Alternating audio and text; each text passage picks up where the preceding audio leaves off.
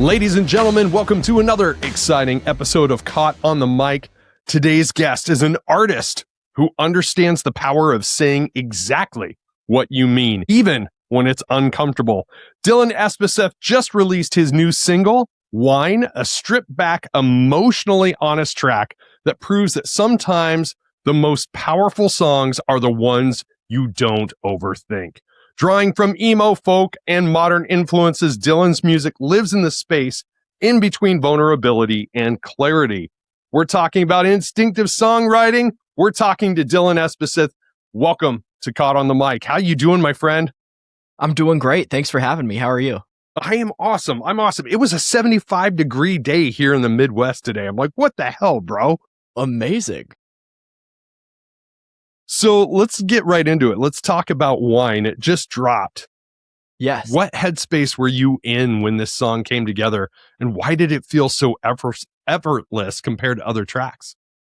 I think when I wrote it, I was in a very reflective time. I feel like everything I was writing was kind of thinking about my life and the 2 or 3 years prior and kind of how everything that had led me to that moment and everything I'd done and all the things that had changed and things that I missed and made me sad, but also things that changed and I looked back and I was like, that's so much for the better and all of that, and kind of trying to parse out what is it and could I be in this same place without these things that at the time I perceived as negative happening, and are some of these negative things really for the better in the long term and all of that. And I think just writing and thinking about that so much, when I came and finally came up with the idea for kind of the initial start of Whine, I literally sat down with my guitar and pretty much freestyled the entire first verse and then wrote the other 2 verses in 20 minutes after that, which is, I think, maybe some of the fastest I've ever written a song. From having nothing to basically a completely written song was 25 minutes, which for me is crazy.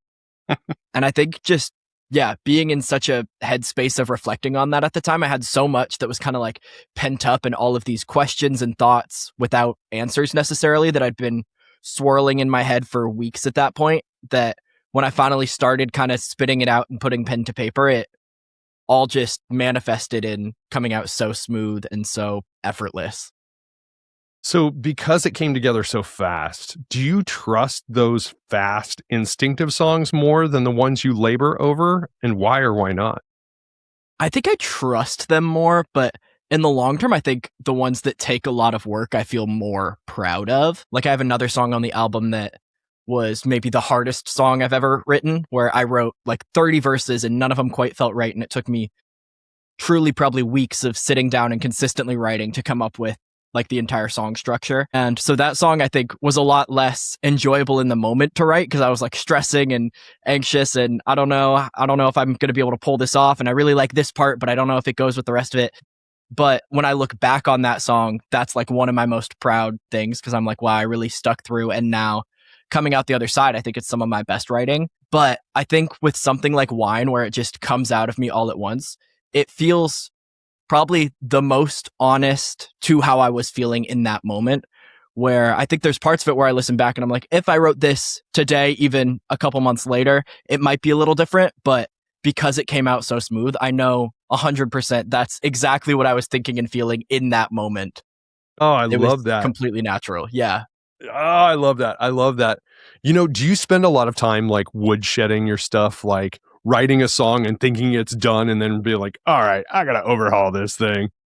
I do. Yeah. A lot of my writing process, quote unquote, I feel is so inconsistent, because so much of it is I write something and I'm oh, that's a great song. And then 6 months later, I find the voice memo of another song and I'm oh, actually this section, this bridge could go really well with this verse from another song I wrote. Let me mix and match them together and rewrite and rework all of it back and forth. So it's very inconsistent, but I think I've kind of gotten to a point now where every time I have an idea, I'll just record it as a voice memo, even if it seems like something I hate, because there's been a lot of times where I think I don't like a verse I write, and then a few months later, I'm oh, actually, if I adjust the context and put it with this bridge, I really like it. It just, yeah.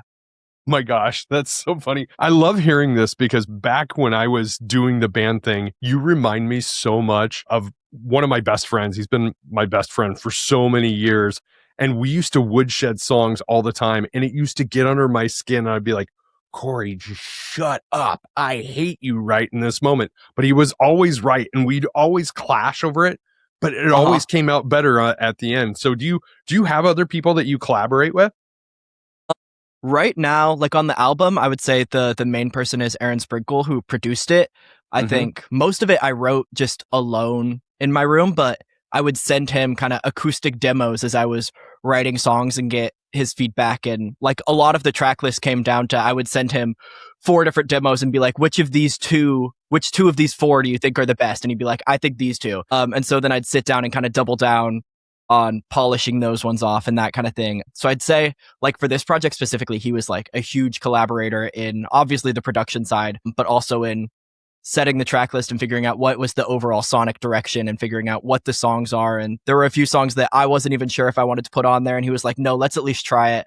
And then they ended up being some of my favorites on the project. So, well, I love how you kind of went back to the idea of just sitting alone, recording with an acoustic, or like tracking out your ideas with an acoustic, because this song in particular, Whine in particular, feels so conversational, almost like overhearing a late night conversation. When you're writing, are you thinking about the listener at all, or is it purely self-processing at first? I would say at first it's pretty much purely self-processing. Once I get kind of later and start like actually launching Logic or whatever on my computer and building out a demo and adding harmonies and vocal layers, even just for like the acoustic demo, I think then I start thinking about kind of the audience and how is this going to play off to them, and how is this going to fit with the other projects and kind of the overall narrative of the other songs I'm putting out and that kind of thing. But the initial writing phase, I think, is usually very insulated to just like, this is what I'm thinking and feeling right now. Let me get this down and then worry about the rest and how it fits with the project and how it's going to interpret to the audience and all of that after the fact. Yeah.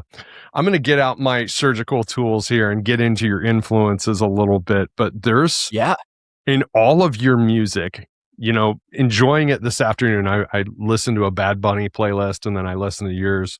It's relevant, but I listened to all of your music, and, you know, nostalgia comes to mind pretty heavily whenever I hear your songs.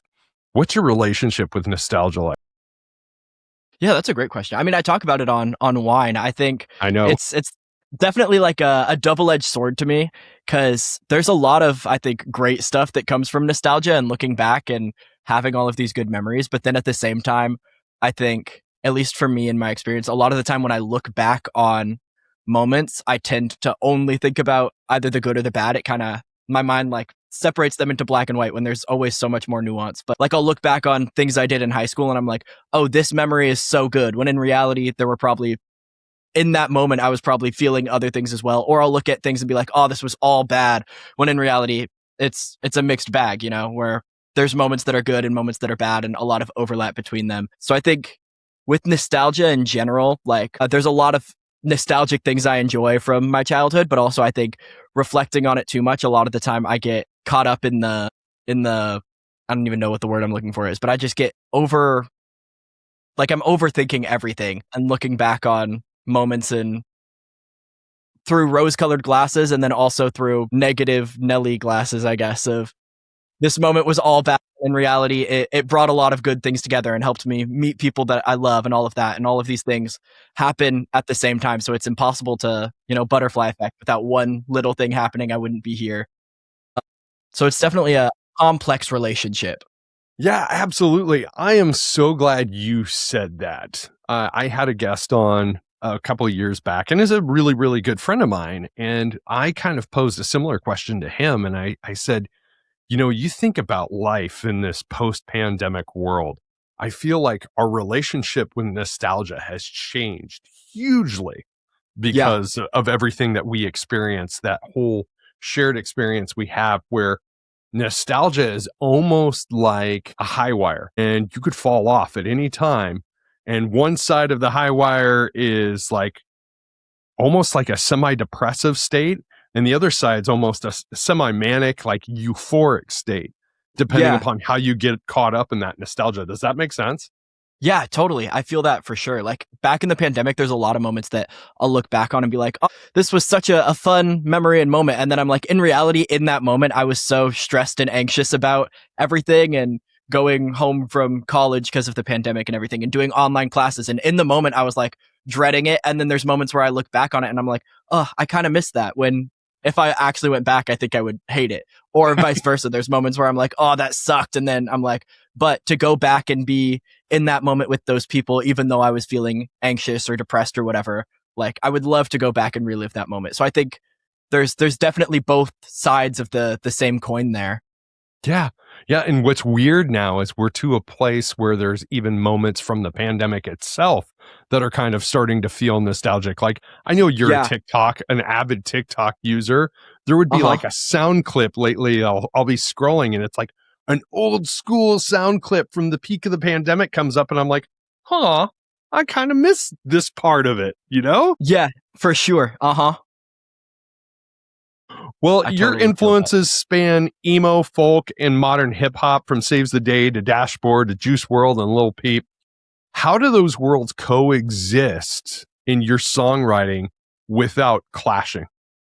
Yeah, I think honestly, there's a huge overlap between all three of those that I feel like goes under recognized. Where when I listen to like Dashboard Confessional or something, I feel like it's half a step away from just being like indie folk a lot of the time. You know, it's the same like emotional lyrics with the acoustic guitar, and the folk stuff I think is just like if you take out the violins, a lot of the time you're basically you replace the acoustic guitars with some electric and you're singing some pop punk songs a lot of the time.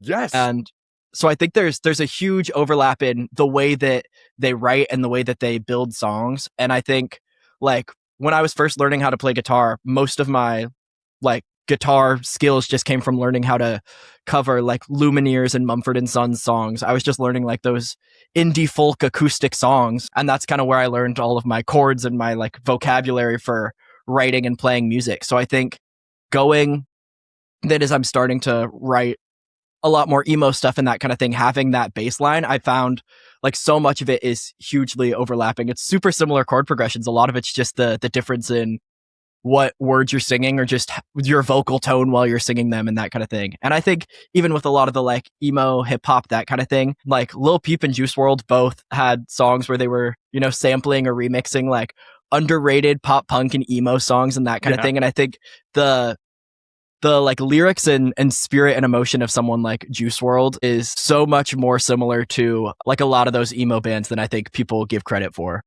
Yeah. So when you were first learning and you were kind of learning some of those Lumineers songs and such, would you learn like a chord progression and then try and write your own song around something very similar? Yeah, a lot of the time I would do that, especially when I was starting out, like not knowing how to write a song. I feel like starting by just taking a chord progression or even sometimes not with ones I'd release, but just to get better at it or to learn how to write a song, I would fully take the chord progression and the melody and just sing my own words like karaoke style basically over it. And I feel like that like foundation of even just learning how to sing and play guitar and think of lyrics while you're playing, like that kind of thing, I feel like was such a fundamental foundation. And then I think as I got better and learned, I just kind of figured out, oh, okay, if you're playing in this key, you can take these 5 or 6 chords and put them in a different order, and they'll mostly sound good together, and then just guess and check and test them for what fits the vibe I'm looking for and that kind of thing. Yes.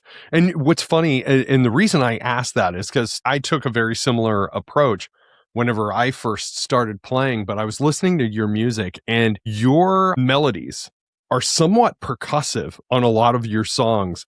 And that's going to be a challenge to sing that way and be able to execute the playing side of it at the same time occasionally, isn't it? Yeah, for sure. Yeah, I don't even know how I got to be able to do it, because there's moments where I like think about it and I'm like, if I tried to play like this guitar strumming pattern 5 years ago, I think I would implode. I don't like something in my brain just switched at some point where I was like, oh, now it's super easy to do whatever strumming pattern with whatever lyric pattern. And it just like clicked. But I have specific memories of like trying to learn songs when I was first learning how to play and being like, I don't know how anyone strums a strumming pattern that's not just like full down strum, bum, bum, bum, Right. bum, bum.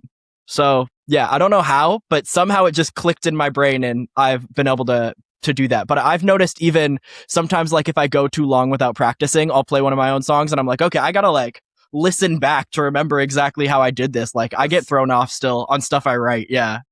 Yes. So is there a certain like artist that you'll sit down and try covering their songs just to get that muscle memory so you're able to separate your playing and your singing a little bit?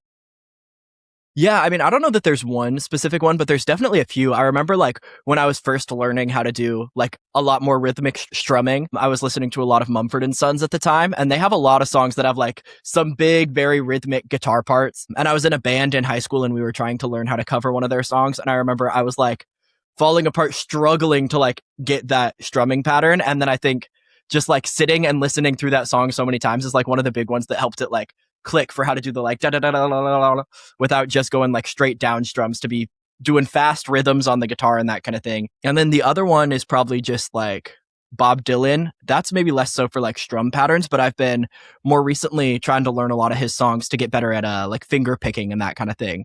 Yeah. Yeah, that was one of those things. And honestly, I didn't gain full appreciation of him until recent years, but like myself sitting down with a guitar, like learning John Mayer and Dave Matthews songs because of Yeah. how complicated some of those parts are to play and sing at the same time. So Uh-huh. that's why I asked that question. Yeah. So you grew up with orchestra and vinyl records through your dad. Yes. How did that early structured exposure to music change the way you approach something as raw and lo-fi as Whine? I think I was just always kind of introduced to very emotional, lyric first, stripped back music. Like, I mean, coming off of us talking about Bob Dylan, like that's one of my dad's all time favorite artists. And I feel like his lyrics are unmatched for the most part by a lot of people. So I think like having that as one of my like core growing up memories, hearing such lyrically dense music, I think is like a huge thing for why I came to value like lyrics so much just as a concept. And then hearing so much just early 2000s emo alternative rock, I feel like really got me into the very like raw passionate vocals. And I think also just kind of knowing my own strengths led to that a bit as well. When I was in high school, I was doing a lot of covers and that kind of thing for my YouTube channel, and I just realized like I don't think with my voice that I'm ever gonna like out sing Mariah Carey or Justin Bieber or whatever. Like I'm not gonna sing their songs better than them, but like one thing I can do is sing something that I write incredibly honest and with full heart and full force and full passion. So I think just like realizing my own voice and my own words and my own emotion are like my greatest strength when I'm playing music, and kind of leaning into that and realizing the only thing that I have that no one else has is my own emotions and Yes. experiences. So just putting my full heart and soul on display in everything I do, I feel like is my greatest strength as a artist, so to speak. I love that. I love that. And you kind of took a break, not to go back to the whole pandemic talk, but you took a break from music for a time during the pandemic. And then you Yeah. came back fully self-producing. What clicked for you during that reset that changed your relationship with making music? I think so much of it is just like realizing that like you don't know what you don't know, more or less. When I first started making music, I was just acoustically producing stuff in GarageBand and putting it out, and I was like, oh, okay. And like I could acknowledge like, oh, my production's not as good as a lot of other people, but I didn't even know necessarily what it was missing. So I think taking all of that time off and being forced just back home inside, I was experimenting a lot with my production and also just watching so many tutorials and realizing like, oh, there's so many like little things I'd never even thought of, that doing this one little tweak to the EQ on my voice makes this sound 1,000 times better, or doing this like layer with the guitar improves things 1,000-fold. And all of these little things that I never even thought about and never realized were elements of music production, but being home with so much free time, just watching tutorials and listening to music helped me realize how much stuff I was missing. So then I think when I started kind of coming back and getting back into production and recording and writing and releasing stuff again, I had all of this newfound knowledge that I didn't even know I was missing before being forced back into my home to just watch tutorials. Well, Falling Faster connected with people during a really isolating time. Did that response change how vulnerable you were willing to be with music moving forward? I think it really did. With writing vulnerable stuff, I feel like the scariest part, especially when I was starting, is knowing, like, my first several releases I was putting out, I was releasing music for 2 or 3 years at a time when I had, like, I was itching to hit double-digit monthly listeners. I was averaging, like, 8 to 12 monthly listeners for years straight and releasing music. And so I think the hardest part of that is just knowing, like, all of these people are like my family and friends that are listening to it, which I love my family and friends, but I feel like it's almost harder to be fully raw and honest and vulnerable putting music out to 8 people that you know in real life than when it finally started connecting and I had kind of an audience and platform. It feels so much easier to be like, okay, I'm being vulnerable to this group of 10,000 people right now than just 8 people that I know in real life. And it almost like softens the blow of sharing such like intense details of my thoughts and feelings to everyone, knowing that it's not as much of a one-on-one and it's more of a big group situation. Yes, there's actually a term for that. And, and I say this with nothing but love to your family and friends, but familiarity bias and proximity envy is what it is. Okay. Familiarity bias and proximity envy. And that's where, the people that are around you can be a limited audience, right? Because they're already familiar with you. They already see you every day. So they don't fully see what you're fully capable of. And sometimes your biggest opportunity is to just be like, you know what? I love you guys. You guys are my best friends. You are my family, but my audience does not include you right now. And that's really how I'm going to find myself as an audience, as an artist, Yeah. I mean, sometimes there's more of a malicious slant to it, but Yeah. But yeah. So for Whine, you intentionally lean back into an acoustic and strip down sound. What does rawness give a song that polish sometimes takes away for you? I think it kind of forces the listener to reflect on what's actually being said. And I think a lot of the time it makes what's being said feel more real. Like, even just from a listener's perspective, as a fan of music, there's a lot of songs where I love the song and then I listen to like a version of it acoustic or live or something like that. And I realized there's like an entire layer that I had missed as a listener because you get so caught up in you're singing along, but not thinking about the actual words, or kind of dance into it, but you're not reflecting on the actual way it's being said and that kind of thing. Where I think when something's stripped back like that, it kind of forces you to focus on what's being said and also what what's being felt by the person singing. And I think it lets you have a lot more emotion in the way you're delivering it as the artist sometimes. Certainly it depends on the song, but I feel like with Whine, going into the like vocal booth and singing just over my acoustic guitar felt like I was giving like a vocal delivery that felt 1,000 times more honest than I would have to something that was more produced out with synthesizers and electric guitars. Even though I'm sure there's a version of the song that's produced like that that's still great, I feel like for this one specifically, having it be cut back like that really let my vocals shine through and be as emotive as I possibly could be. Yes. Thinking about that authenticity and kind of the world that we live in right now, where social media drives so much of everything that people ingest as far as pop culture goes. Yeah. What has been your, I would say, strongest avenue for getting your music out there and building an audience, leaning into that authenticity? Yeah, I think just being completely vulnerable with everything I post. I mean, granted, I think like everything I post, there's like some level of performance and like Right.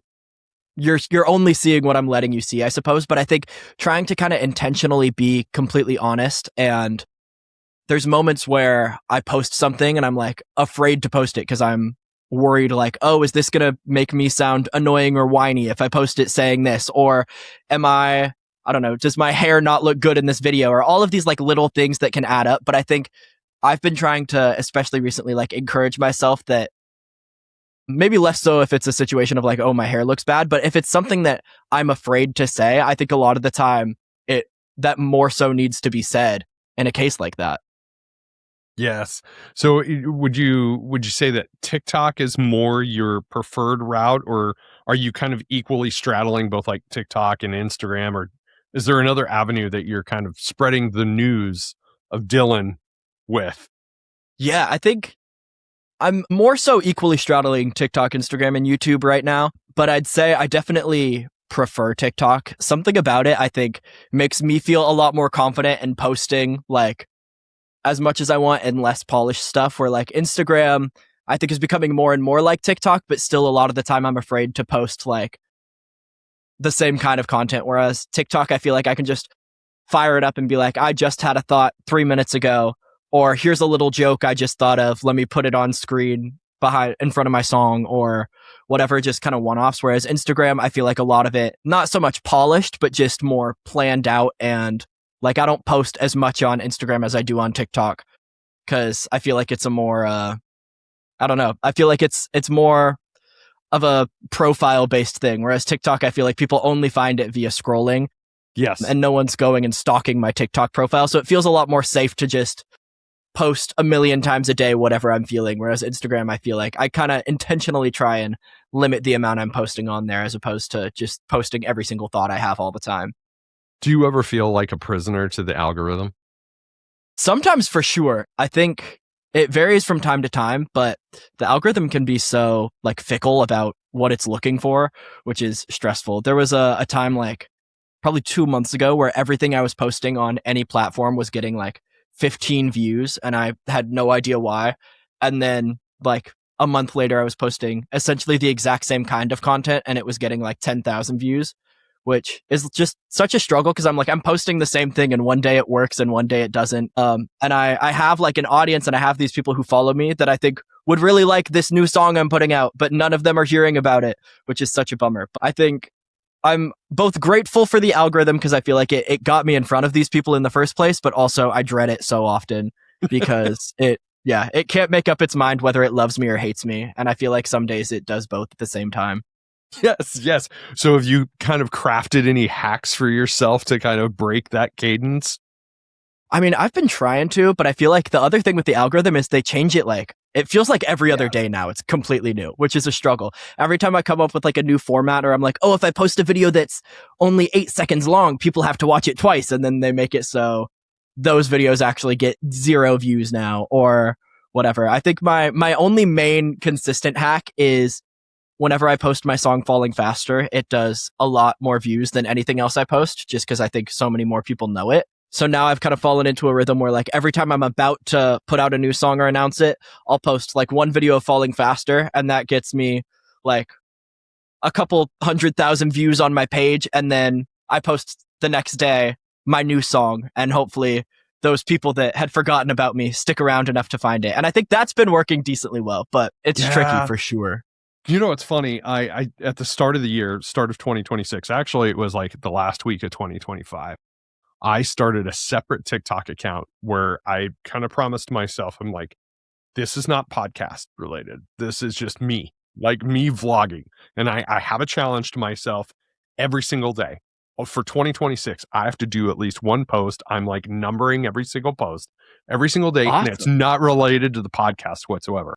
As a result, my podcast traffic on my podcast TikTok has started, churning up a little bit more. And I'm like, is it correlated? I think it might be. I don't know. Yeah, that's a cool idea. Yeah, I did a similar thing. Maybe similar, but also maybe the opposite. I don't know. I started another page called To Dylan Espeseth. And that one I only post acoustic versions of me singing my song. So it's exclusively like, I post them on Instagram and stuff too, but it's exclusively videos of me like out in the woods playing my song acoustic.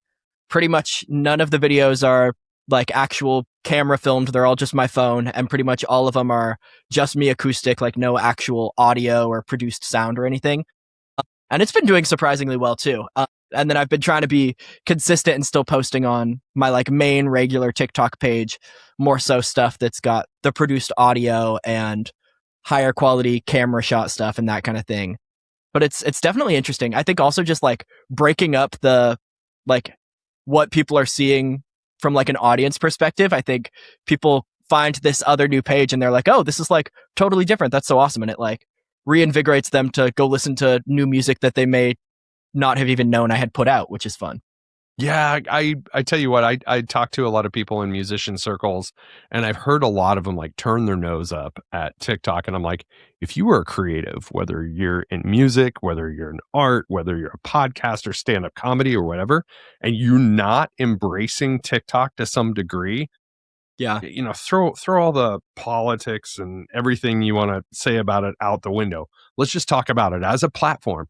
It still has the loosest algorithm of any social media out there. So like to shun it is to almost shoot yourself in the foot. Yeah. And I mean, I know for me, like it's probably different because I really do enjoy making videos. Like back in high school, I was doing vlogs on YouTube all the time and doing like comedy sketches on my YouTube channel and parody videos and covers and all sorts of stuff. Like I've been making videos before TikTok was ever a thing. And so I do just love making videos. And I know some people like dread that element, but for me, I also love, like, I feel like there's an extra kind of creative challenge of it where like I have content that I shot like with friends or with directors or music videos and that kind of thing that I post on there.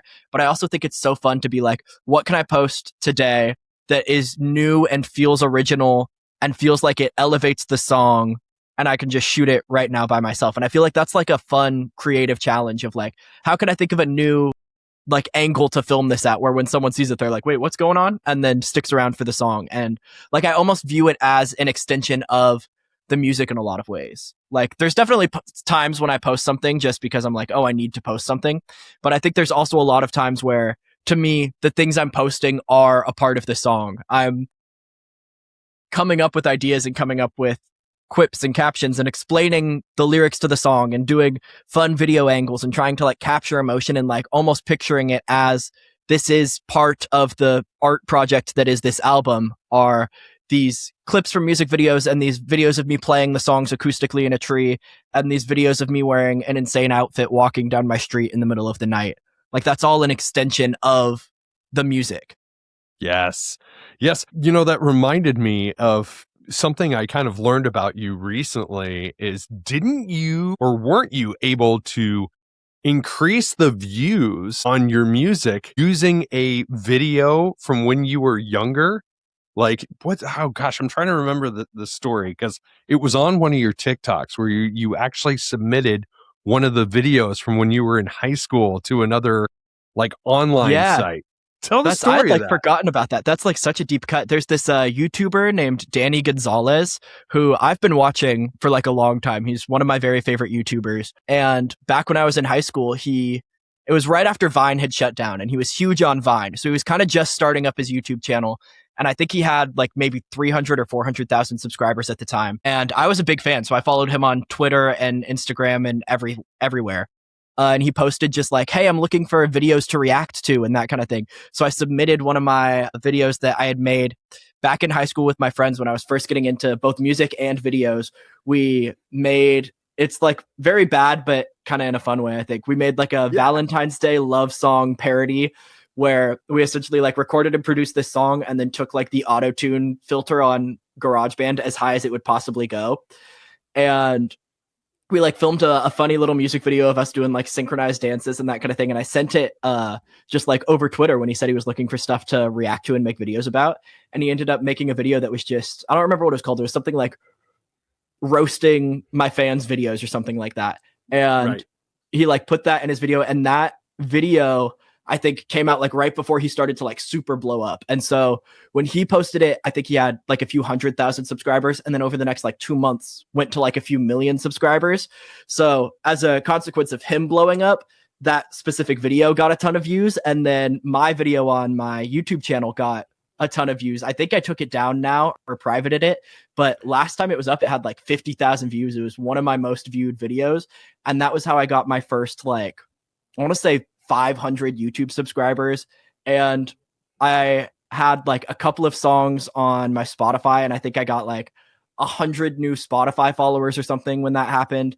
So yeah, that was definitely like the origin of a lot of my followers. I still get comments randomly on like my YouTube channel or my Instagram that are like, whoa, I remember I found you from this Danny Gonzalez video 8 years ago. I can't believe you're still making music, and that kind of thing, which is super cool. Or even people who are like, have been following along the whole time, and they're like, wow, it's crazy how much you've changed from doing auto-tuned parody videos to releasing actual music now, which is very funny. Right. There's a saying that there's no such thing as bad press. Press is just press. And if it brings them to the show, all you have to do is get them to stay there. Right, exactly. Yeah. I love it. I love it. So you've been opening for artists like the Rocket Summer while also protecting space to recharge. How do you balance this newfound momentum with your mental and creative health? Yeah, I think my general outlook right now is just trying to like I've made the music, I've finished the album. So right now my main focus is just like, how do I get this to as many people as possible? And so I think just making sure that I'm taking time aside to take care of myself and spend time with my fiance and recharge and write and work on making new music, but at the same time do everything I can to get it in front of as many people as possible.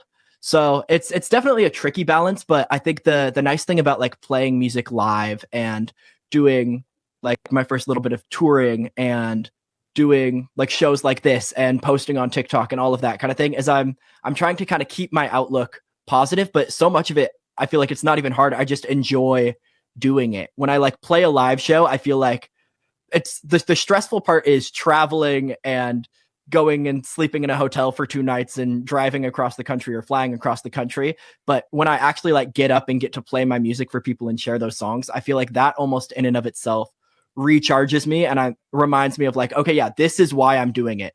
So I think every like little win I have with a video doing well or a post doing well on YouTube or going and playing a show for people or anything of the sort, I think like gives me a reinvigoration on my mental health and like reminding me what I'm doing all of it for. So I think there'll definitely come a time, I'm sure in like a couple months once the album's out and everything, where I'll be like, okay, I got to take a couple weeks to recharge. But right now I think I've been posting like every day and trying to play as many shows as possible, whether that be full shows with a band or just acoustic I'm playing by myself at a coffee shop or a winery or whatever it may be.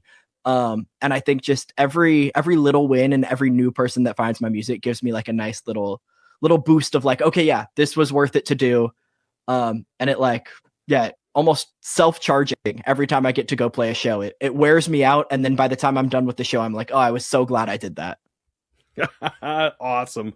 Well, without giving anything away, because we need to leave cookie crumbs for people so they can just follow you and watch the evolution of your career. You have a full-length album coming out this year.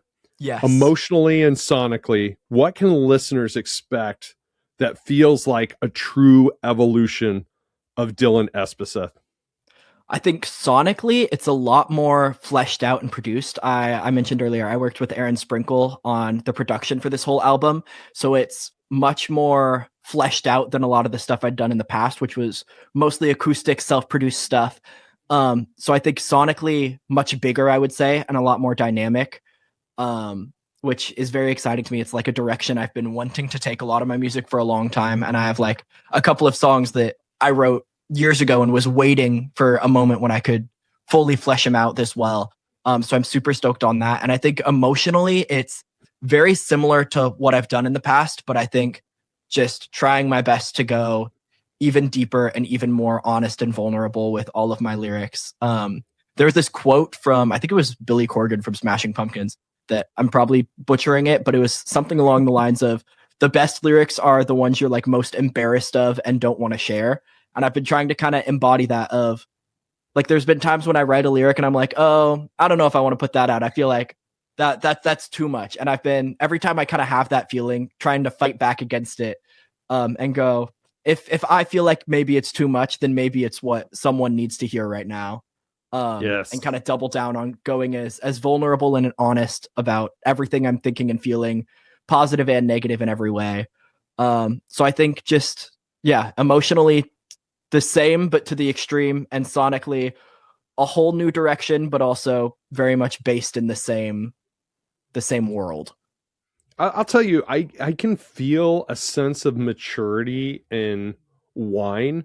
That's just, it's not dramatically different, but it's just a slight bit different than the rest of your works that are available, which really makes it exciting for someone like myself to hear this full album once it drops. And so I'm going to throw my curveball closing question at you. Okay. What is your advice for making the world a better place tomorrow than what it is today through your eyes and your experience?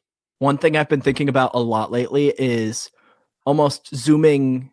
I don't know if the right word is zooming out or zooming in, but I feel like looking at the world and everything going on, I feel like it's so easy to get caught in, like, I mean, understandably and justifiably, like, anxious and stressed about so much of what's going on. But I think focusing on the like little things that you can control, and how can you, like, day to day, what can I do for the people that live, like, neighbor metaphorically, but also literally, what can I do for the people that live next door to me to help them and to make them feel loved and safe? And what can I do to take care of my elderly person who lives across the street from me? And what can I do for the people in my community? And how can I go and volunteer with the food bank or some local nonprofit, and really like zooming in on your literal community, of the people physically around you, of your friends and your family, and the people that you don't talk to but you see walking their dog in your neighborhood every day. And how can I find little ways to help and like actually make their lives better? I think those little things add up so fast for, not only your community, but I think the world as a whole, when we have that outlook of looking for ways that we can help people and improve their lives in our day-to-day life. I think that helps shift our mindset and helps shift other people's mindsets, and just makes us a more loving and welcoming and engaging community and world and city and country and everything all together. I think it all adds up much more than you realize. And I think starting with the little things that are easy to do and easy to control is the best way forward. Yeah. Yes. It's so funny. I put up a very similar post the other day, and it was kind of along the lines of like, it's almost like resetting the algorithm in the real world. Like, imagine if people spent the same energy they do highlighting the negative, and just instead use that energy to do good and be good and share good. Like, how much the world would change. Yeah, we get so caught up in like seeing stuff online and being like afraid and angry and filled with hate and rage and anxiety.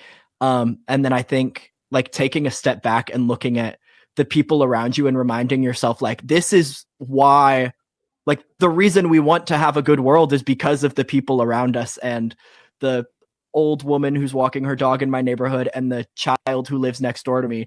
And just seeing like, okay, this is my literal community. This is why we want to have a good world and a good place to live, and just reminding yourself of the positive things in the world and doing what you can to improve and build on that. Thank you so much for doing the podcast. The world is a much better place with you in it. Yeah, thank you. I really appreciate that.